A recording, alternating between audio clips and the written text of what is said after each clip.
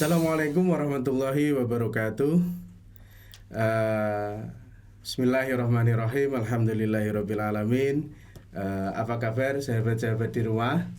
Kembali lagi bersama kami di program Podcast iki PGRI Bojonegoro edisi Ramadan. Sahabat-sahabat, pada kesempatan hari ini kita sudah kedatangan bintang tamu yang luar biasa, Ibu Siti Ermawati. Tepuk tangan. Beliau ini perlu kami informasikan adalah dosen mata kuliah Pendidikan Agama Islam di PGRI Bojonegoro. S1-nya beliau di UIN Maliki Malang, terus S2-nya di UIN Sunan Kalijaga Yogyakarta, dan itu luar biasa. Baik, oke. Firma, apa kabar? Alhamdulillahirabbil alamin. Kelihatan segar ya ini ya. Iya, Pak Boni. Meskipun puasa ya, segar ya Firma ya. Alhamdulillah segar, sehat. Itu yang penting Pak Boni ya. Siap. Gimana puasanya, lancar Firma? Alhamdulillah sampai hari ke 11 ya sekarang. 10. Ya, 10. sampai hari ke-10. Sampai hari ke-10 ini alhamdulillah 10 hari pertama. 10 hari pertama. Alhamdulillah belum bolong Pak Boni. Iya, di 10 hari pertama itu kita mendapat ampunan ya Bu Irma ya. Betul sekali. Baik. Makna puasa sendiri itu seperti apa Bu bagi perempuan menurut Bu Irma?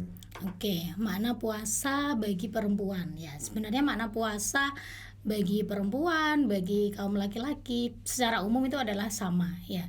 Dimana kita tahu bahwa puasa dengan arti menahan ya, menahan diri, menahan diri. Sebagaimana itu merupakan bagian dari perintah Allah Subhanahu wa taala bagi hambanya yang beriman. Kalau menahan diri sendiri itu bagaimana Bu poinnya? Kalau laki-laki kan jelas menahan diri itu dari A, B, C, godaan-godaannya kan jelas. Kalau perempuan itu makna menahan diri itu seperti apa Bu?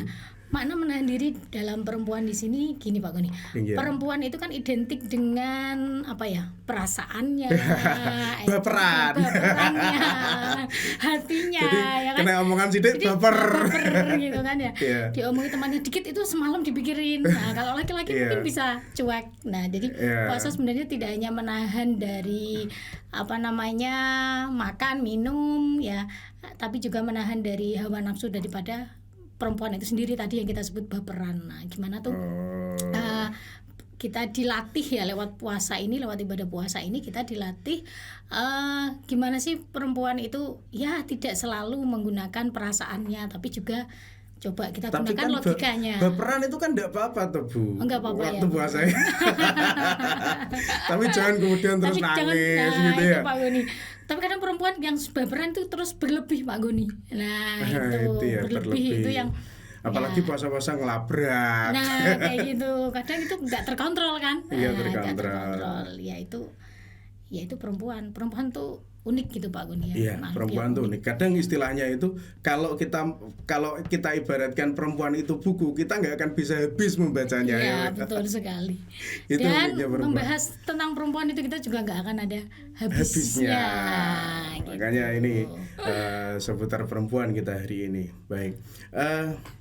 Yang saya salut juga dari perempuan itu gini Bu. Jadi kalau puasa seperti ini tantangannya itu 2 kali lipat. Misalkan sahur, perempuan juga harus bangun terlebih dahulu. Terus kemudian berbuka juga harus menyiapkan gitu. Itu kan tantangan perempuan. Nah, bagaimana spirit perempuan dalam hal itu, dan Islam memandang itu Bu? Apakah ada pahalanya, dan bagaimana kalau secara Islam memandang peran perempuan di dalam keluarga seperti itu Bu? Oke, peran perempuan di dalam keluarga ya, dimana kita tahu bahwa perempuan itu merupakan inti daripada suatu keluarga. Nah, disebutkan bahwa perempuan itu pokok dari suatu keluarga. Nah, kalau perempuannya itu baik, insya Allah keluarganya juga baik. Dan begitu sebaliknya ya kan. kemudian terkait dengan perempuan, Ramadan, esensi menyiapkan takjil ya. betul. Itu ibu-ibu tuh kadang gini Pak Gunim. Iya. Menu yang hari ini saja belum disantap misalkan ya, itu sudah memikirkan menu Memikirkan itu yang besok. besok. Itu wajar sekali, dan bahkan itu sering kali jadi obrolan kita saja di ruang dosen kadang mungkin Gitu gini ya. juga akan ada bedanya mungkin ya antara wanita karir dengan yang tidak berkarir. Betul. Gitu. Mungkin kalau obrolan kita mungkin nanti pulang sore kita beli lauk apa ya, besok apa ya, itu sudah dipikirkan. Padahal itu kan apa ya hal yang biasa, hal yang apa ya biasa, cuma masalah menu berbuka, menu Betul, bersahur. Tapi bagi perempuan itu termasuk hal yang harus dinomorsatukan. Nah, tadi karena Betul. tugas daripada perempuan tidak bisa meninggalkan tabiatnya ya. Iya, makanya itu kan mengurus rumah tangga. luar biasa sekali perempuan itu, tugasnya kan ganda. Kalau bapak-bapak ini sementing ada tinggal makan kan Iya. gitu.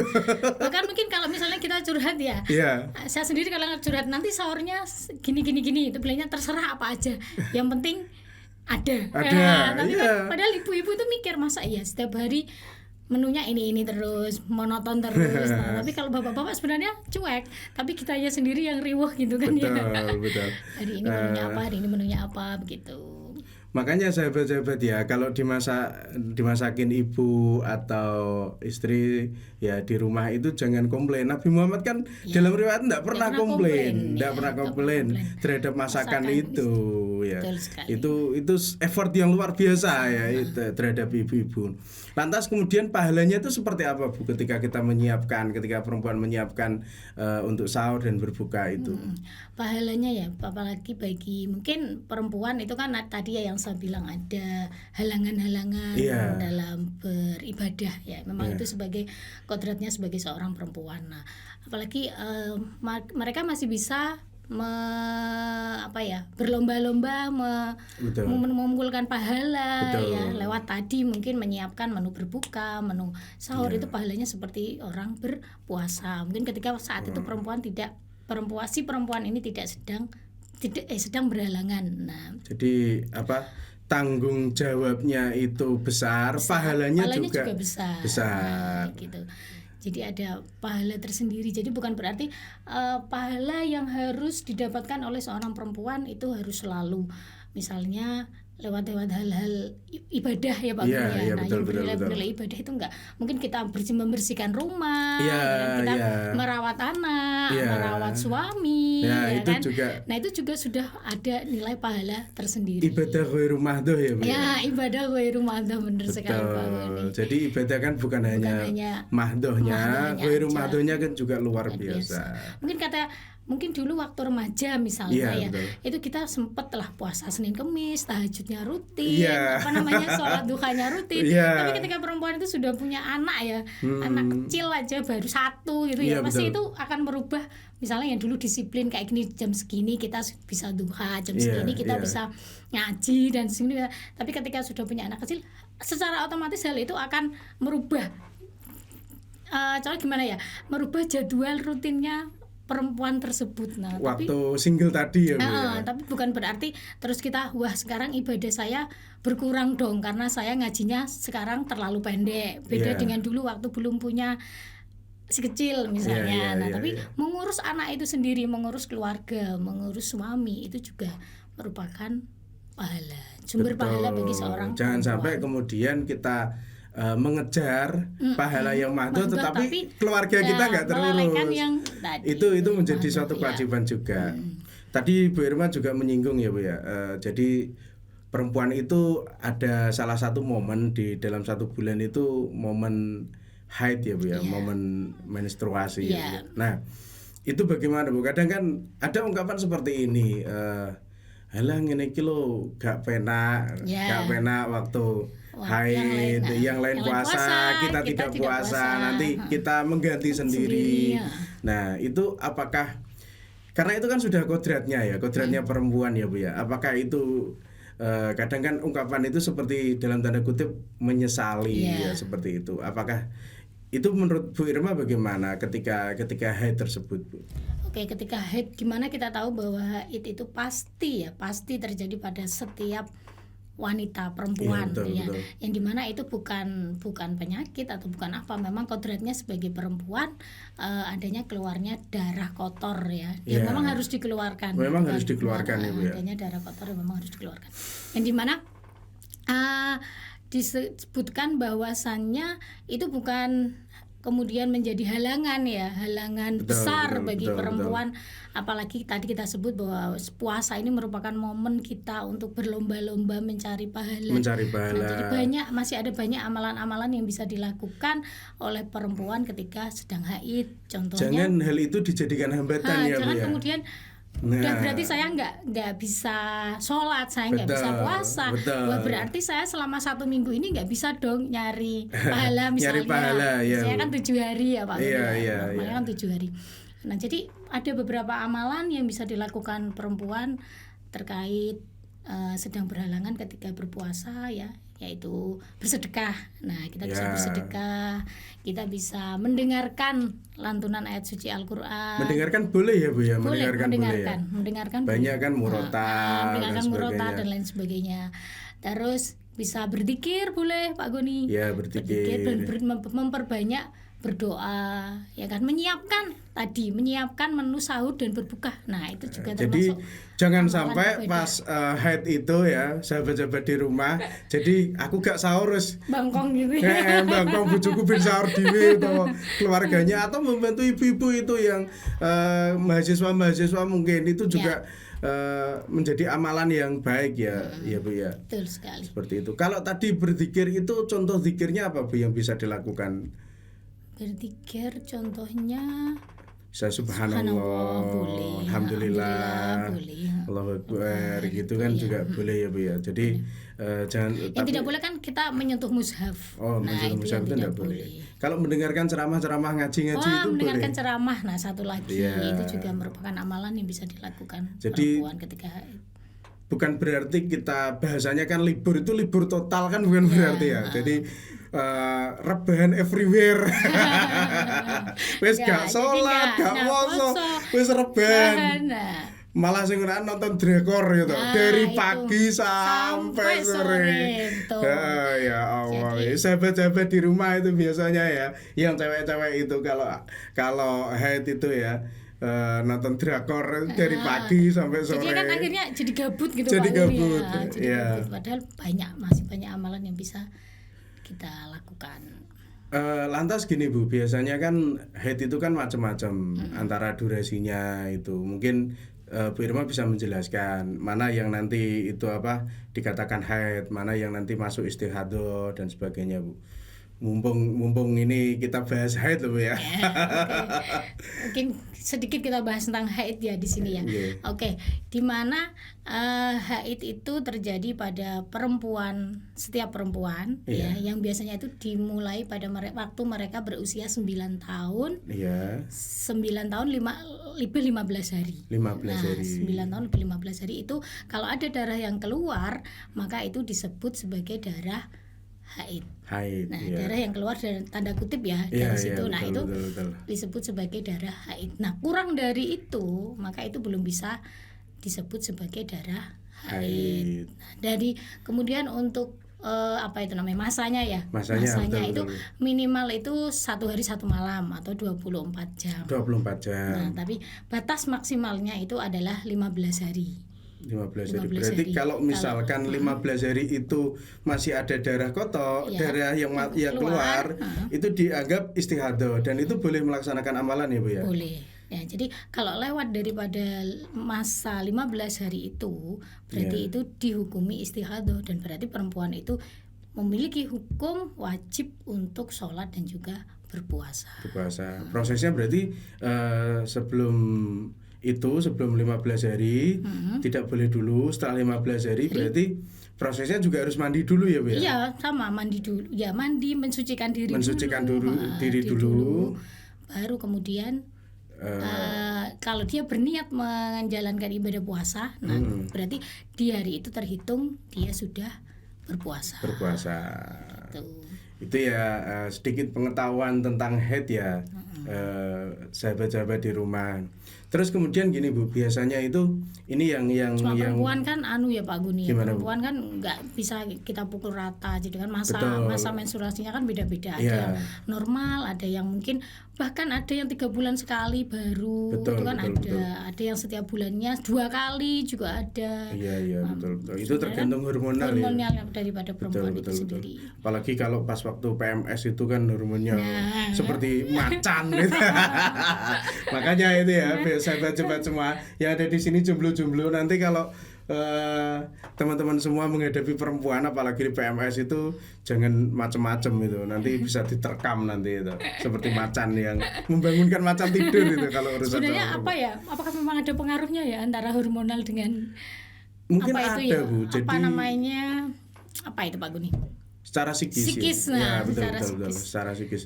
Karena kan gini, mungkin pada kondisi tersebut Pak itu Guni kan kok jadi lebih tahu nih tentang perempuan ya? iya kan saya sering berhubungan dengan perempuan. Gitu. Jadi walaupun saya laki-laki kan saya sering berhubungan Iya, dengan iya, perempuan iya, dan iya. kadang diskusi juga sama beberapa teman-teman dan juga istri juga. Karena mungkin pada satu kondisi itu kita lagi apa ya Bu ya, berbeda dari hari-hari yang lain, betul. mungkin juga mempengaruhi Secara secara psikis psikis. kita, betul sekali. Kemudian gini Bu, ada yang menjadi pertanyaan Bu ya, yang menjadi pertanyaan banyak orang dan ini titipan pertanyaan.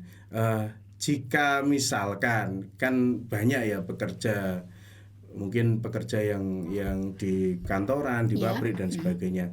Misalkan dia itu haid kemudian selesainya haid itu pada waktu zuhur. Ya. Nah, pada saat itu kan mungkin tidak bisa langsung bersuci ya Bu. Mungkin misalkan di sini walaupun tersedia apa toilet kan nggak mungkin kita keramas Ya, di tempat di tempat kerja atau di oke. tempat umum atau di mana. Kemudian pada waktu selesai itu kan otomatis dianya itu yang haid itu ya, si perempuan itu bisa langsung bukan bisa langsung ya, maksudnya seharusnya sudah masuk mendapat tanggungan untuk melaksanakan sholat. iya, sholat dan tetapi tidak bisa bersuci. Itu bagaimana Bu menyikapinya? Oke, jadi kalau misalnya berhentinya itu di tengah-tengah hari puasa ya, seperti yang disebutkan oleh Pak Guni, maka seseorang itu ya harus menahan dulu Pak Guni. Menahan dulu dalam artian menahan juga terkait dengan hal-hal yang membatalkan puasanya. Jadi untuk apa sih? Untuk menghormati daripada bulan puasa itu sendiri. Tapi tetap dia diwajibkan untuk mengganti puasanya di hari tersebut. Kecuali dia sucinya atau bersihnya itu menjelang fajar ya. Menjelang fajar. Iya, menjelang fajar meskipun misalnya dia belum sempat bersuci, tapi dia ada niatan untuk berpuasa saat itu, maka saat itu juga sudah dicatat dia berpuasa. Itu kalau menjelang fajar ya. Menjelang fajar. Kalau tengah hari hari itu belum. Tapi harus menghormati. Nah, tapi tidak berniat ya Bu ya. Tidak berniat, tapi harus menghormati bulan puasa. Tapi karena dia tetap mungkin badannya itu sudah on kembali, sudah aktif kembali kan gitu. Setelah diliburkan gitu. Jadi tetap menghormati dulu, tetap harus menjaga hal-hal yang membatalkan diri dari puasa. Cuma kadang miris Pak Goni ya, lihat remaja-remaja, putri-putri itu ya, kita tahu sih memang kodrat perempuan itu ada masa liburnya. Cuma ya untuk adik-adik ya, mbak-mbak mungkin bisa dikondisikan lah, misalnya ya jangan terus kemudian karena kan saya sedang berhalangan kemudian makan di tempat terus yang terlihat lah istilahnya ya, yang terlihat dan lain sebagainya ya, tetap kita harus menghormati daripada bulan puasa itu sendiri. Kadang apa ya Pak Guni, sering kita jumpai di depan minimarket atau apa itu langsung aja gitu Pak Guni. Sebenarnya itu kan ya memang perempuan kodratnya ada. Yang puasa sih sebenarnya enggak apa-apa. Yang puasa enggak apa-apa, tapi yang cuma yang ya etikanya itu sebagai orang Jawa kan kita juga harus mendahulukan etika. Tadi soal puasa ya Bu. Lantas kalau sholatnya bagaimana Bu? Sholat berarti misalnya tadi di tengah hari duhur. Nah kalau dia belum sempat bersuci karena Iya, tadi betul. di tempat kerja, ya berarti Betul. tetap sholatnya harus diqadha juga. Sholatnya harus Diqadha diqadha. juga. Yang jelas itu yang pertama bersuci terlebih dahulu, Bersuci. baru bisa melaksanakan lagi ibadahnya. Tapi enggak apa-apa ya Bu diqadha sholatnya itu Nggak ya. apa-apa, sholatnya diqadha. Betul. Itu ya sahabat-sahabat di rumah. Jadi jika tengah hari itu berhenti haid, tadi kalau puasa yang jelas tidak berniat tetapi menghormati puasanya. Kalau sholatnya nanti juga diqadha.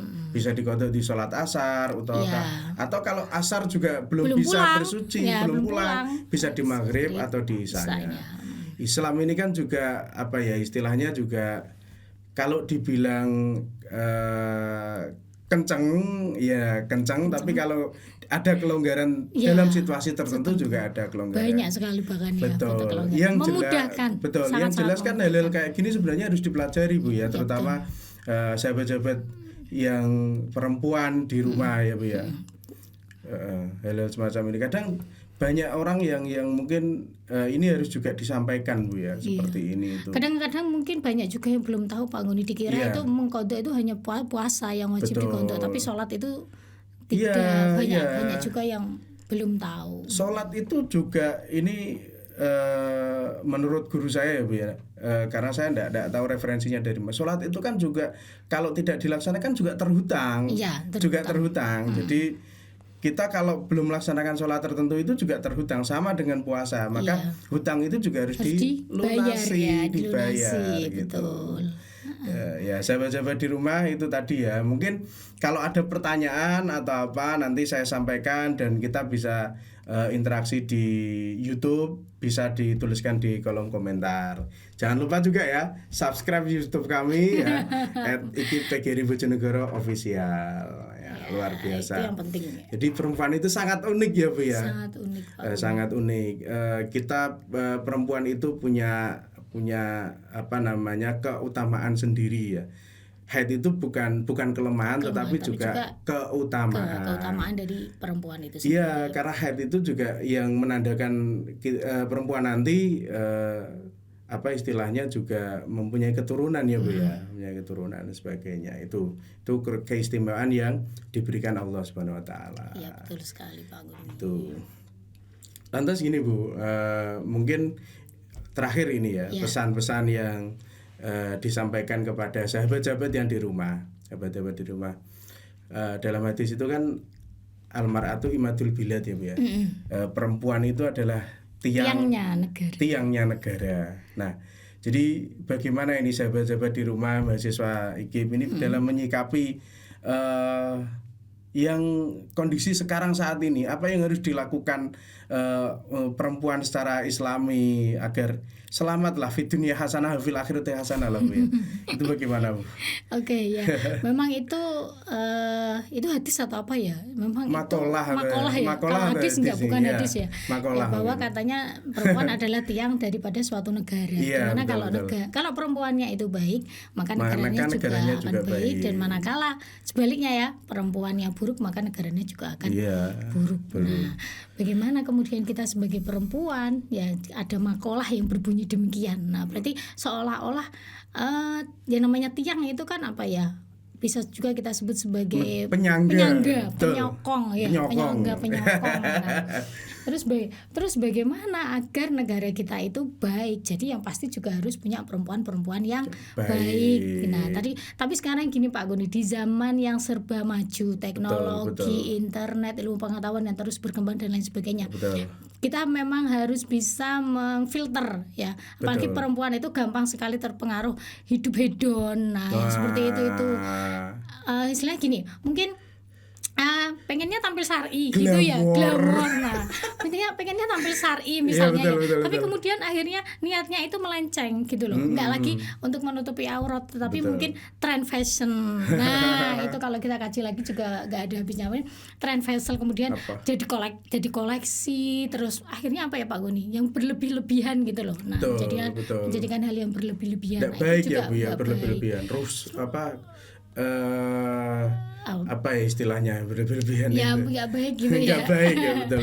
Terus ya gitulah pokoknya kalau kita bahas satu persatu dari kepala sampai kaki kan aksesorisnya perempuan itu banyak sekali. Apalagi seolah-olah pengennya tampil syar'i apalagi gini. ini mau lebaran, bajunya berapa style itu, ayo. Nah, itu pasti itu ibu-ibu tuh kan ya bahkan sebelum puasa mungkin sudah mulai nyicil Betul. Pak Guni. Makanya Nah, puasa kayak itu gitu. kan menahan, tapi ini nggak ada yang ditahan ini, dibrol no kabeh. Jadi tadi ya kembali lagi ke tadi bahwa Betul. kita jadi perempuan itu ya tadi kita harus tahu istilahnya batasan-batasannya. Betul. Nah, ya menutup aurat itu hukumnya wajib. Nah, yang penting kita kan tidak pernah disarankan bahwasanya itu harus yang wow, yang Betul. mahal, yang Yang glamor mahal. tadi ya, yang lain sebagainya. Yang penting menutupi aurat. aurat. Nah, Dan itu tadi istilahnya pantas lah Bu, pantas. ya. Nah, Pantas. terus perempuan itu kan sebagai pendamping suami. Nah, Betul. perempuan itu sebagai pendamping suami di mana perempuan itu tempat keluh kesahnya suami, Iya. anak, ya kan keluarga tadi. Jadi semuanya itu bertumbuh daripada perempuan. Jadi sebisa mungkin jadilah perempuan yang baik dulu untuk dimana kita tahu bahwa keluarga merupakan unit terkecil dari suatu negara, ya kan. Jadi kita mulai dulu dari keluarga kita, ya insya Allah nanti akan signifikan untuk bangsa dan negara. Seperti ada quotes itu semacam ini juga Bu. Ya. Jika kamu membahagiakan seorang laki-laki, maka yang bahagia adalah laki-lakinya. Tapi kalau kamu membahagiakan perempuan, yang bahagia adalah seluruh keluarga. Dan kebalikannya juga Pak Guni. Gimana? Jika kamu ingin setan atau iblis ingin Betul. menggoda suatu keluarga, maka godalah dulu istri atau ibunya. Nah, kembali lagi juga. Iya. Dan itu juga. Jadi Harta tahta wanita. wanita. Jadi Gitu. kembali lagi wanita lagi, perempuan lagi. Nah, gitu. Seperti kalau kita lihat ya, kenapa coba menjadi sebuah pertanyaan, kenapa kalau misalnya ya di stasiun itu Pak Guni kan Betul, ada betul. suara teng teng tong teng. Itu Iya, kenapa kok mesti suaranya perempuan? Perempuan, ya laki-laki. Nggak laki-laki, ya Itu kan? kenapa? Kalau ada, ya itu kenapa? Terus apa banyaklah ya, mungkin pengumuman atau apa Pak Guni ya istilahnya pesan kesan kayak kita berhenti aja di lampu merah sekarang kan ada tuh ya. Iya. Kenapa suaranya mesti kok perempuan? Kenapa kok tidak laki-laki? Mungkin Kenapa ya? enak Bu Enak didengar. didengar gitu aja ya. Kalau Atau bapak-bapak mungkin itu lebih menarik gitu ya. Kalau makanya bapak terlalu kaku atau gimana iya. gitu ya. Coba aja menarik mungkin Pak Guni bisa mengkaji dari segi linguistiknya. mengapa suara perempuan lebih didengar daripada laki-laki? Karena ya nggak enak juga Bu laki-laki Mungkin itu. gitu ya, Suara kurang menarik gitu ya ya. ada suaranya laki-laki yang enak, penyiar-penyiar yang enak, tapi lebih fleksibel sih. Biasanya kalau protokoler itu juga MC itu juga banyak perempuan. Banyak perempuan. Walaupun laki-laki juga banyak. Mungkin nanti ahli-ahli bahasa lah yang bisa mungkin menjelaskan hal itu. Jadi kalau secara bahasa yang penting kan pesannya itu tersampaikan. Betul. Jadi luar biasa ya Bu ya. Hari ini bahasan kita mengenai perempuan. Jadi sahabat-sahabat semua di rumah, bahasan ini juga penting sekali buat laki-laki ya. Buat laki-laki, buat bapak-bapaknya untuk memahami istri-istrinya di rumah. Jangan sampai istri itu seperti Tom and Jerry gitu. Iya. Malah musuh gitu. Nah, Tapi kalau musuh dalam selimut kan enggak apa-apa. Yang jomblo-jomblo juga gitu. Ya, belajar memahami perempuan ya. Yang jomblo-jomblo ini kameramen kita itu jomblo semua. Iya, masih jomblo ya, masih muda-muda. Ya, masih muda-muda, masih jomblo semua itu. Jadi untuk memahami perempuan, makanya kenapa dulu itu kitab-kitab seperti Akhlakun Nisa dan sebagainya itu juga dikaji oleh laki-laki karena memang itu. Bahkan laki-laki juga loh Pak Guni. Kalau bisa ya, itu belajar juga tentang ilmu HI tadi. Betul, karena juga untuk mengajari anak perempuannya nanti, untuk mengajari istrinya. gitu. Karena laki-laki yang bertanggung jawab itu juga bertanggung jawab utuh. Dunia Semuanya, akhirat juga bertanggung dunia jawab akhirat, seperti itu. Betul sekali. Menarik sekali pembahasan kita, Bu Irma, karena waktu yang memisahkan kita. Alhamdulillah hari ini kita banyak hal yang kemudian kita bahas. Yang penting sekali untuk sahabat-sahabat di rumah, dan kemudian juga penting juga untuk bapak-bapak agar memahami istri-istrinya di rumah. Terima kasih saya sampaikan. Untuk sahabat, kalau ada pertanyaan atau perspektif yang lain bisa disampaikan di kolom komentar di YouTube kami. Kami undur diri, saya host magang host magang Abdul Ghani Asror, akrab dipanggil Pak Goni, mengucapkan terima kasih. Sampai ketemu di Podcast IKIP Bojonegoro edisi Ramadan berikutnya. Assalamualaikum warahmatullahi wabarakatuh. Waalaikumsalam warahmatullahi wabarakatuh. Terima kasih.